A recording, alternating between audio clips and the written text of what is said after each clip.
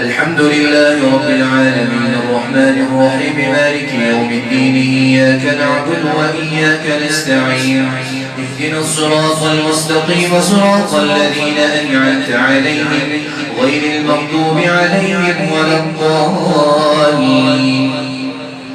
الذين كفروا وصدوا عن سبيل الله أضل أعمالهم والذين آمنوا وعملوا الصالحات وآمنوا بما نزل على محمد وهو الحق من ربهم كفر عنهم سيئاتهم وأصلح بالهم ذلك بأن الذين كفروا اتبعوا الباطل وأن الذين آمنوا اتبعوا الحق من ربهم كذلك يضرب الله للناس أمثالهم فإذا لقيتم الذين كفروا فضرب الرقاب حتى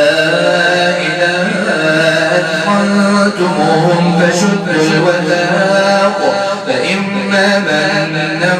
بعد وإما فداء حتى تضع الحرب أوزارها ذلك ولو يشاء الله لانتصر منهم ولكن ليبلو بعضكم ببعض والذين قتلوا في سبيل الله فلن يضل أعمالهم